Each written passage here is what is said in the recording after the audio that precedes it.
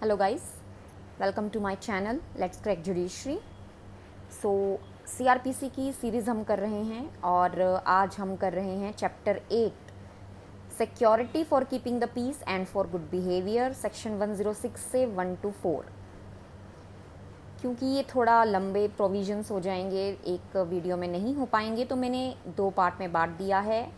106 से 110 में आज आपको करवाऊंगी और नेक्स्ट वीडियो में यानी कि 7th में मैं आपको 111 से 124 जिसमें इसका प्रोसीजर है। मेनली प्रोविज़न जो हैं सेक्शन 106 से 110 में ही आते हैं। उसके बाद जो बाकी सेक्शन हैं उनमें इनका प्रोविजंस है, इनका प्रोसीजर है, वो हम आगे पढ़ेंगे। तो आगे सेक्शन 1 से लेके 105 के लिए आप प्रीवियस वीडियो देख सकते हैं, आपको अच्छी तरह समझ में आ जाएगा। तो सेक्शन 106 हम स्टार्ट करते हैं, security for keeping the peace on conviction. देखिए, इस चैप्टर में बेसिकली ये बताया गया है कि सिक्योरिटी ली जाती है पीस को कीप करने के लिए और गुड बिहेवियर के लिए, यानी कि शांति भंग ना हो और अच्छा बिहेवियर दिखाने के लिए सिक्योरिटी ली जाती है। 2 पार्ट्स में देख लीजिए, 106 में है कन्विक्शन होने पे सिक्योरिटी ली जाती है और 107 से लेके 110 तक है कि ऑफेंस हुआ नहीं है लेकिन उससे पहले जो सिक्योरिटी है वो ली जाती है।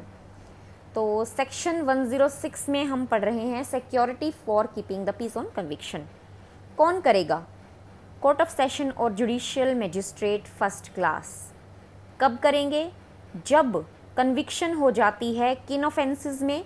जो सब सेक्शन 2 में है, उन ऑफेंस में अगर एक्यूज्ड कन्विक्ट होता है तो उससे सिक्योरिटी ली जाएगी, बॉन्ड लिया जाएगा फॉर कीपिंग द पीस।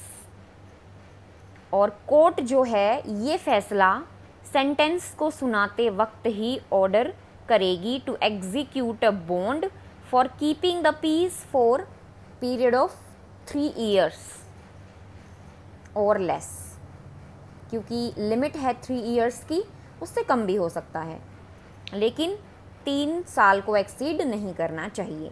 ये कुछ कीवर्ड्स हैं, हु, व्हेन, व्हाट, टाइम, ये याद रखने की ज़रूरत होगी और ये प्रीलिम्स के लिए बहुत ज़्यादा इम्पॉर्टेंट है गाइस। बहुत बार ये पूछा जा चुका है इन प्रोविजंस में से। जैसे सेक्शन नंबर दे देंगे और आपको बताना होगा कि इस सेक्शन में क्या लिखा गया है। तो इसमें जो वर्ड्स है कीवर्ड वो कन्विक्शन के बाद होगा और टाइम लिमिट ध्यान रखिएगा 3 years। उसके बाद जैसे बताया कि किन ऑफेंसेस में कन्विक्शन होगी, तो सेकंड जो सब सेक्शन है उसमें ऑफेंसेस हैं। ऑफेंसेस जो रेफ़र किए गए हैं सब सेक्शन 1 में वो हैं चैप्टर 8 ऑफ आईपीसी, लेकिन 153A, B और 154 को छोड़कर।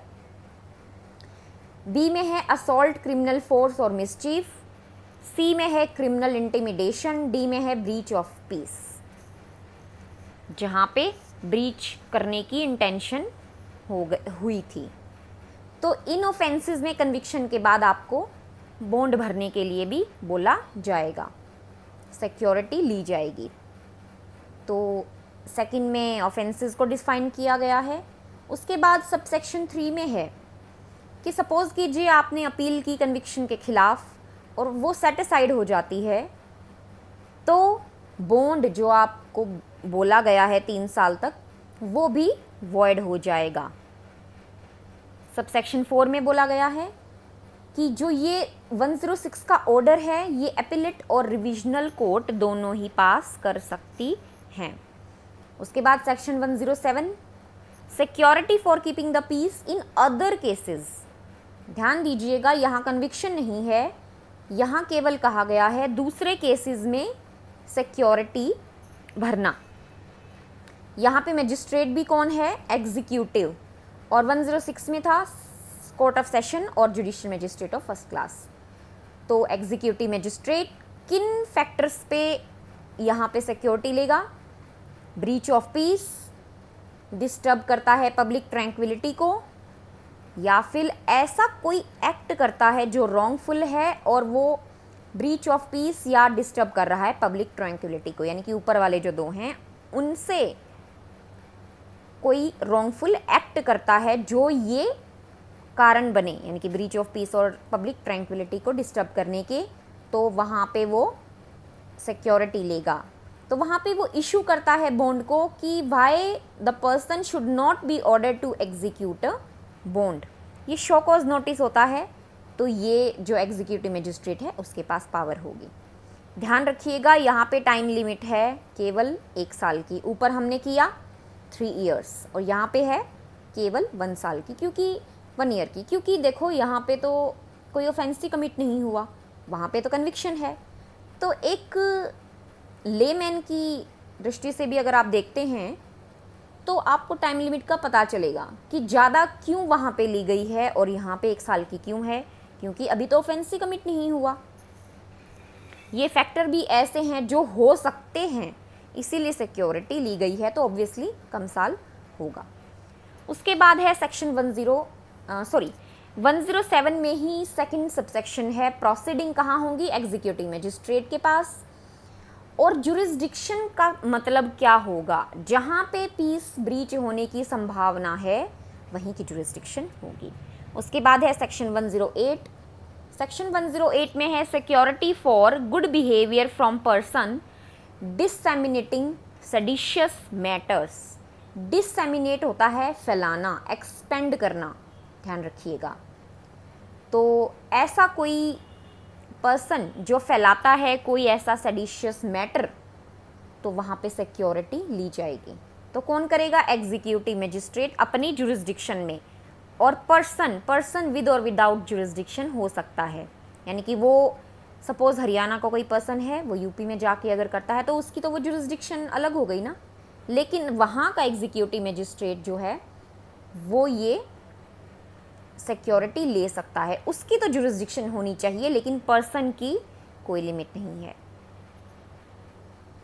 तो क्या करता है वो पर्सन, ओरली या राइटिंग एक्सपेंड करता है या अटेम्प्ट या अबेट करता है, क्या, section 124A, 153A, 153B, 295A IPC में जो ये ऑफेंसेस हैं, ये आप जब आईपीसी पढ़ेंगे तब आपको ये समझ में आएंगी। बेसिकली सेडिशन से रिलेटेड हैं या रिलीजियस जो डेनोमिनेशन हैं उनमें घृणा का प्रभाव प्रचार करना, इस तरह से। तो ओरली या राइटिंग में फैलाता है या कोशिश भी करता है या किसी को उकसाता है कि आप ऐसा करो, उस केस में एग्जीक्यूटिव मजिस्ट्रेट सिक्योरिटी लेगा। बी, कोई मैटर है किसी जज से रिलेटिंग टू क्रिमिनल इंटिमिडेशन और डिफेमेशन आईपीसी में, वो भी इसमें इंक्लूड होगा। और सेकंड 292 से रिलेट करता है। ध्यान रखिएगा 1 में ए बी क्यों आए हैं, वहाँ पे ये ओरली राइटिंग में एक्सपेंड कर रहा है, और सेकंड में 292 से अलग से रिलेटेड है। या तो 292 कोई ऑब्स्सीन मैटर मिक्स करता है, प्रोड्यूस करता है, या ऑलरेडी जो है उसको फैला रहा है, या सेल के लिए रखा हुआ है, यानी कि कोई किताब है, कोई डॉक्यूमेंट है, कोई ऐसे अश्लील चीज़ें हैं, ऑब्स्सीन मैटर 292 में यही आते हैं, उन्हें फैलाता है। मैजिस्ट्रेट एग्जीक्यूट करवाएगा बॉन्ड, शो कॉज नोटिस होगा कि उसे ऐसा ऑर्डर क्यों नहीं देना चाहिए कि उसे 1 साल का बॉन्ड भरा जाए। तो यहाँ पे टाइम होगा सेम 107 वाला 1 ईयर। सेकंड सबसेक्शन में कहा गया है कि सपोज कीजिए कोई एडिटर है, प्रिंटर है, पब्लिशर है किसी भी पब्लिकेशन का, उसको बिना स्टेट गवर्नमेंट के ऑर्डर के आप प्रोसीडिंग्स इनिशिएट नहीं कर सकते, उसके खिलाफ आपको स्टेट गवर्नमेंट की परमिशन लेनी ही पड़ेगी, स्टेट गवर्नमेंट या किसी ऑफिसर की परमिशन लेनी पड़ेगी। उसके बाद है section 109, security for good behaviour from suspected person. यहाँ पे भी एग्जीक्यूटिव मजिस्ट्रेट करेगा जिसकी लोकल जुरिस्डिक्शन में होगा। क्या, जो पर्सन अपनी पहचान छुपाने की कोशिश कर रहा है टू कमिट एनी ऑफेंस। अब यहाँ पे जो ऑफेंस है ध्यान रखिएगा कॉग्निजेबल ही आएगा। अब जो भी कॉग्निजेबल ऑफेंस हैं जहाँ पे यानी कि बिना वारंट के जो अरेस्ट करने की पावर है जो आते हैं शेड्यूल 1 में, वहाँ पे कॉग्निजेबल ऑफेंसेस कमिट करने में अपनी पहचान छुपा रहा है, वो ऑफेंसेस उस पर्सन के लिए आएंगे। और यहाँ पे भी बॉन्ड 107 और 108 की तरह 1 साल का होगा। कीवर्ड यहाँ पे सस्पेक्टेड पर्सन है, ध्यान रखिएगा, सस्पेक्टेड पर्सन 109 में आता है। Section 110 security for good behaviour from habitual offenders. Habitual offenders यानी कि जो ये चीज़ें करते हैं, आगे ऑफेंसेस होंगे उनमें पता लगेगा कि किस चीज़ में हैबिचुअल वो ऑफेंडर होंगे, तो वहाँ पे भरवाई जा सकती है। देखिए ये सीरियस ऑफेंस है क्योंकि उन्हें हैबिट है, सपोज रॉबरी है, ये आगे मैं आपको बताती हूँ। तो यहाँ पे इसीलिए 3 साल का बॉन्ड भरवाया जाएगा। ध्यान रखिएगा सेक्शन 106 एंड 110 इन्हीं सेक्शंस में 3 साल का है, बाकी 107, 8, 9 सब में 1 साल का है। अब ग्रेविटी ऑफ ऑफेंस देख लीजिएगा कि 3 साल क्यों है, क्योंकि वहाँ तो कन्विक्शन थी और यहाँ पे हैबिचुअल ऑफेंडर है, तो थोड़ा सा सीरियस डिप्रेविटी ऑफ ऑफेंसेस है, इसीलिए। कौन करेगा? एग्जीक्यूटिव मजिस्ट्रेट, लोकल जुरिस्डिक्शन, कोई पर्सन जो एक रॉबरी में उसकी हैबिट है, रॉब करना लोगों को, हाउस ब्रेक करके जाना, कोई चोर, फोर्जरी करना। उसके बाद कोई स्टोलन प्रॉपर्टी है उसे रिसीव करता है और उसे पता है कि ये स्टोलन भी है, या प्रोटेक्ट करता है किन्हीं चोरों को, उन्हें छुपाने की कोशिश करता है अपने घर में, मतलब ये उसका काम है, हैबिचुअली वो ये काम कर रहा है। ध्यान रखिएगा, एक आध बार नहीं, वो हैबिचुअल ऑफेंडर है इन चीज़ों का। या कमिट करता है किडनैपिंग, उकसाता है, अटेम्प्ट करता है एब्डक्शन, एक्सटॉर्शन, चीटिंग और मिसचीफ, ये सभी यहाँ पे आएंगे। या chapter 12 489A, B, C, D of IPC, ये सभी, इन सभी में हैबिचुअल ऑफेंडर है। ई में ब्रीच ऑफ पीस, एफ में हैबिचुअली कमिट्स और अटेम्प्ट और अबेट ऑफेंस अंडर वन और एफ में जो है हैबिचुअली अटेम्प्ट कमिट कर रहा है, अबेट कर रहा है, अब जो आगे ऑफेंस आए उनमें, ठीक है।